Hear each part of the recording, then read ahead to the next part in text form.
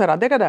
అందుకే అంత ఆత్మ ఉండే కథలు, అంత ఆత్మ ఉండే సినిమాలు ఒక్కసారిగా కృష్ణారెడ్డి గారు అండ్ ఆ జానర్ ఆఫ్ సినిమాలు మాయమైపోయాయి. ఇప్పుడు మళ్ళీ మీరు రావడం చాలా మాది ఆనందం.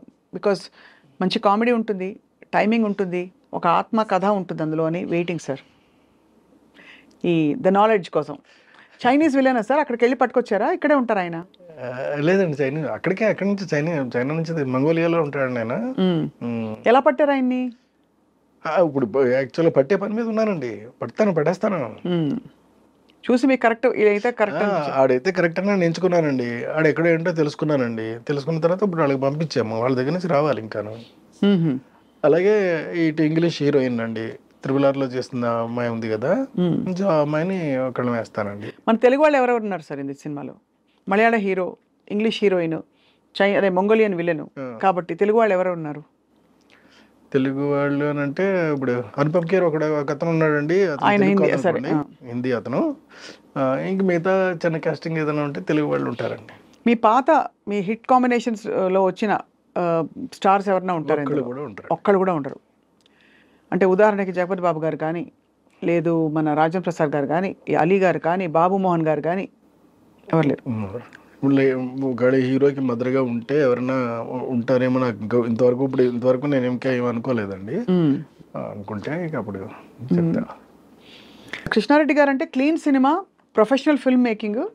మీరు అన్నిటికీ తూచా తప్పకుండా మీరు ఆచరించి పాటించి చూపించారు. మీ సినిమాల్లో స్త్రీల చిత్రీకరణ ఎలా ఉండాలి, ఎక్కడ గీత దాటకూడదని. అత్యంత వివాదాస్పదంగా తయారైంది వాళ్ళ చిత్ర పరిశ్రమ. మలయాళంలో మీటూ క్యాంపెయిన్, లైంగిక వేధింపులు అనే అలిగేషన్స్ రావడంతో పెద్ద పెద్ద స్టార్ల పేర్లు కూడా వచ్చి రానట్టు వచ్చి వెళ్ళిపోతున్నాయి. మీ కామెంట్ ఏంటి సార్ కృష్ణారెడ్డి గారు? మీకు ఏమనిపిస్తుంది ఈ పరిశ్రమలో ఇక్కడ ఉన్నా నేనని? మీరు క్షమిస్తే నేను ఒక విషయం చెప్తాను. చెప్పండి సార్. న్యూస్ పేపర్లోను మోహన్ లాల్ వదిలేస్తున్నాడని ఏదో వచ్చిందండి న్యూస్. ఆ హెడ్డింగ్ చదివేసి వదిలేస్తానని తప్ప లోతుకి వెళ్ళను. నేను అస్సలు పట్టించుకోనండి. నాకు ఇదంతా కావాల్సింది. నేను మీకు ఇందాక చెప్పానే, ఒక క్యారెక్టర్ నేను అనుకున్నప్పుడు ఆ క్యారెక్టర్కి అనువైనటువంటి వ్యక్తి ప్రపంచంలో ఎక్కడున్నా వెతికేస్తానండి నేను. ప్రపంచంలో అది ఎవరైనా పర్లేదు, నాట్ ఓన్లీ ఇన్ ఇండియా అండి, ఎవరైనా పర్వాలేదండి, వెతికేసేసి ఆడనే తీసుకొచ్చి పెట్టి చేస్తానండి. అది ఓకే సార్. ఇది సినిమాలు నేను చేయవలసింది అది, నేను చేయవలసింది అది, తగిందది, చేయబోయేది అదండి. అంతే తప్ప అక్కడ రాజకీయాలు ఓకే సార్. ఇది స్త్రీల రక్షణ గురించి మాట్లాడతాం. Because you stand for women కాబట్టి నేను అన్ని పట్టించుకోనండి. ఇదేమీ నాకు సంబంధం లేదు. కానీ వాస్తవం ఉందా సార్ అందులో? ఏమో ఈ వేధింపులలో లేకపోతే ఈ అలిగేషన్స్ ఏవైతే ఒక జస్టిస్ కమిషన్ రిపోర్ట్ నేను ఎలా చెప్పగలుగుతానండి? నేనేమి చెప్పలేనండి ఆ విషయంలో. నేను వాటిని జోలికి వెళ్ళను, వాటిని పట్టించుకోను, వాటిని తెలుసుకోను. నాకు ఆ ఇంట్రెస్ట్ లేదండి. అంతే. నాకల్లా ఒకటే, నా క్యారెక్టర్గా అనువైనటువంటి వ్యక్తి ఉంటే తీసి సినిమా తీసేయడమే. ఓకే, ఇలా చెప్పండి సార్. మీ సెట్లో డిసిప్లిన్ ఉండేలాగా మీరు ఎలా పాటించుకుంటూ లాక్కొచ్చారు అన్ని సినిమాలకి? మీ సెట్స్లో వివాదాలు ఇటువంటివి రాకుండా మీ యూనిట్లో హీరోలు, హీరోయిన్లు, క్యారెక్టర్ ఆర్టిస్టులు సాధారణంగా ఏంటంటే మన క్యారెక్టర్ తెలిసిన తర్వాత అండి ఎవరైనప్పటికీ కూడా అలాగే ఉంటారు, అలాగే ప్రవర్తిస్తారు అక్కడ అంటారు. అంటే ఇప్పుడు ఆహ్వానంలో రమ్యకృష్ణ గారు చేశారు, పెద్దవాడు బాహుబలిలో కూడా చేశారు. అప్పుడు రమ్యకృష్ణ గారు చేసినప్పుడు ఎంత అందంగా చూసుకునేవానంటే, ఆవిడ లాస్ట్ డే షూటింగ్ అయిపోయి కంప్లీట్ అయి వెళ్ళిపోతున్నప్పుడు అండి పట్టుబట్టలు పెట్టి వెండి పళ్ళులో అందులో పెట్టండి, దానిపైన ఒక 10,000 రూపాయలు డబ్బులు పెట్టి కుంకుమ పెట్టి ఆవిడకి బొట్టు పెట్టి మరీ పంపించామండి. ఆవిడ ఏడ్చేశారండి పట్టుకొని. ఆ సన్నివేశం నాకు ఇప్పటికీ కూడా గుర్తుంది. Great sir. అంతటి మర్యాద ఇచ్చేటటువంటి మనం మిగతా నేర్చుకోవాల్సిన అవసరం అయితే నాకైతే లేదండి. Correct sir. అదే చాలా ఆశ్చర్యం. ఇప్పుడు అంటే ఈ వివాదాల వల్ల ఒక చుక్క విషయం అంటారు కదా సార్, సౌందర్య లాంటిది ఆర్టిస్ట్ ఉంది, ఎంత గొప్ప నటి సార్, ఎంత మంచి యాక్ట్రెస్ అండి ఆవిడ ఒక సినిమాలో చేయనన్నానని తనంతట తానే ఫోన్ చేసి మళ్ళీ నా సినిమాలో యాక్ట్ చేసింది బాబు మోహన్ పక్కనే అని అంటే మీరు ఆలోచించండి హౌ అంటే హౌ వీఆర్ మెయింటైనింగ్. మనం మెయింటెనెన్స్ చేసే విధానాన్ని బట్టి ఇదంతా ఆధారపడి ఉంటుందండి. అవును సార్. వీడు ఆ గొడవల్లోకి వెళ్ళడం, వీడికి ఇవన్నీ అనవసరం, అతని పద్ధతి ఏదో అవుతుంది, అతను ఇదిలో అతను ఉంటాడు అంతే. దానికి వాళ్ళు నచ్చితే వస్తారండి.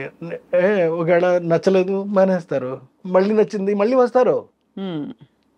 అంతే కదా. అస్సలు ఏమీ ఇబ్బంది లేదండి, ఇబ్బంది లేదు. దేనికి సమస్య లేదు. ఇప్పుడు ఈ మలయాళ హీరో ఎవరో చెప్పరా సార్ మాకు? ఎస్టాబ్లిష్డ్ హీరో అని చెప్పారు. ఆ, అంటే ఒక ఎస్టాబ్లిష్డ్ హీరో అండి, మలయాళ పేరు సిజ్జు విల్సన్ అలాగేనండి అతని పేరు. అతన్ని పట్టుకొని వస్తారండి. సో అతనితో మాట్లాడాలి, ఇంకా మాట్లాడాలండి, ఇంకా మాట్లాడాలి.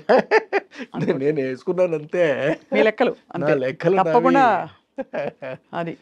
సో అయితే సార్ ఇప్పుడున్న పరిస్థితుల్లో మరి ఈ సినిమా మా బహుభాషల్లో తీస్తారా, ఒక తెలుగులోనే ఉంటుందా? లేదండి, బహుభాషల్లో చేస్తారండి.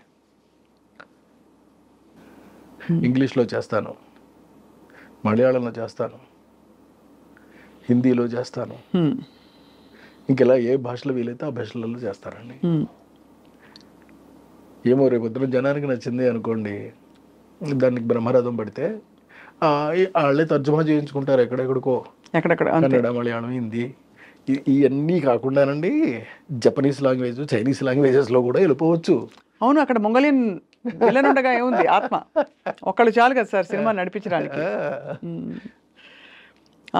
కృష్ణారెడ్డి గారు, మీరు వర్క్ చేసిన చాలా అత్యంత ఇష్టమైన హీరోయిన్ సౌందర్య గారు వెళ్ళిపోయిన టైంలో అకస్మాత్తుగా జరిగిన ఆ సందర్భానికి మీరు ఎలా తట్టుకున్నారు? నేను అసలు కొంతకాలం ఆవిడ యాక్ట్ చేసిన సినిమాలు ఏవి కూడా చూడలేకపోయానండి, నా వల్ల కాలేదు, నేను స్విచ్ ఆఫ్ చేసేసావాడిని. ఎంత దారుణం సార్, ఎంత విధి అంటారా లేకపోతే నాకు అసలు విధి అనే చెప్పాలంతేనండి. ఎంత చక్కని తల్లి సార్. ఎందుకంటే ఆవిడతో పాటు వాళ్ళు అన్నయ్యానండి, ఇద్దరు కలిపి మంటల్లో ఆకుతైపోయి వెళ్ళిపోయారు అని అంటే ఇంకంతకన్నా అబ్బాయి చాలా బాధాకరమైనటువంటి ఇన్సిడెంట్ అండి. మహానటి, చాలా మంచి యాక్ట్రెస్ కదా సార్. మసి అయిపోతుంటే జనం చూసి తట్టుకోలేవండి అసలు. ఆర్తనాదాలు మామూలుగా కాదండి అవి, అన్ఇమాజినబుల్. నేనైతే నేను ఊహించుకోలేను కూడానండి ఇలా జరుగుతుంది అలాగనేది, ఊహ కూడా అందదు నాకు. అంటే ఇన్ని అప్స్ అండ్ డౌన్స్, కొన్ని షాకులు, విజయాలు, గ్రేట్ సక్సెస్లు, అవార్డులు, అన్ని ఎత్తుపల్లాలు అన్నీ చూసిన కృష్ణారెడ్డి గారికి జీవితం గురించి ఏమర్థమైంది సార్ మీకు? చాలా అందంగా అర్థమైందండి. చిన్నటి జీవితం ఇది, సుఖంగా, సంతోషంగా, ఆనందంగా ఉండటం ఒక్కటే మనం చేయగలిగిన పని. ఇక మిగతావి ఇవన్నీ కూడా కృష్ణుడు చెప్పినట్టండి భగవద్గీతలో, మిగతావన్నీ కూడా భగవంతుడికి వదిలేయాలి. మనం చేసే పనులు భగవంతుడికి వదిలేయాలండి. నువ్వు ఏం చేస్తావో చేసుకో, నేను చేసేది నేను చేస్తున్నాను, అది కూడా నువ్వు ఇచ్చిన దానివల్లే నేను చేస్తున్నాను, నేను చేయగలుగుతున్నాను. చేత నా చేత చేయిస్తున్నావు కాబట్టి దాని రిజల్ట్ కూడా నీకు సంబంధించింది, నాకే విధంగానూ సంబంధం లేదు. ఇది నేను తెలుసుకున్నటువంటిదండి. అంచేత ఎందుకు ఈ కాస్త కోసం దర్పాన్ని ప్రదర్శించి, అహాన్ని చూపెట్టి, ఎదుటి వాళ్ళని అగౌరవంగా మాట్లాడి ఇది చేయొద్దు.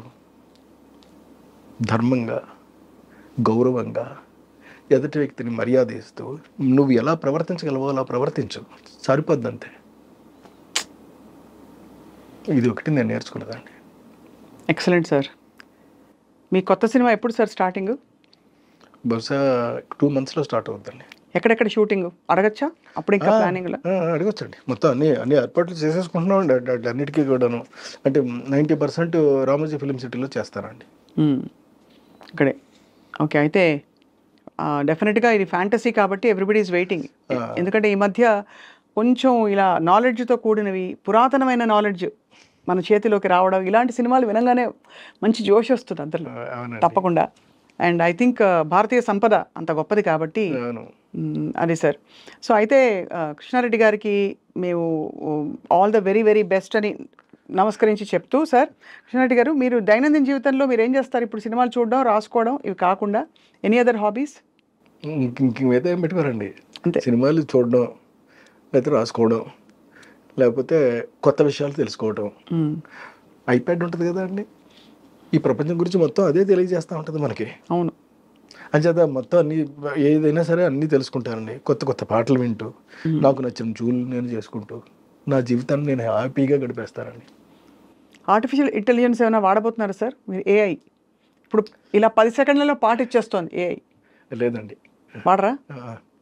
కృష్ణారెడ్డి గారి స్టాంపే ఉండాలి. అంతే. అంటే మీ పాట, మీ లిరిక్, మీ ఇది. So great sir. అట్టే వెళ్తున్నాను నేను, అంతే తప్ప ఆర్టిఫిషియల్ ఇంటెలిజెన్స్ని ఏమి వాడే అవకాశాలు అసలు అంటే టెక్నాలజీగా మాత్రం ఆర్టిఫిషియల్ ఇంటెలిజెన్స్ వాడతానండి, టెక్నికల్గా వాడతాను తప్ప for the making of the film నేను వాడదలుచుకోలేదు. మీ ధీమాకి, మీ జోష్కి, మీ స్పిరిట్కి జోహార్లు చెప్తూ thank you so much Krishna Reddy గారు. థ్యాంక్ యూ అండి. Thank you. మరి మళ్ళీ రావాలి. మీ నెక్స్ట్ సినిమా లాంచ్ అవ్వగానే తప్పకుండా మిమ్మల్ని సెట్స్లో వచ్చి పలకరించి డిస్టర్బ్ చేస్తాం. అయ్యో, సో స్వీట్ ఆఫ్ యూ అండి. Thank you very much. Thank you sir. రోజు రావాలని కోరుకుంటాను. థ్యాంక్ యూ అండి. Thank you very much sir.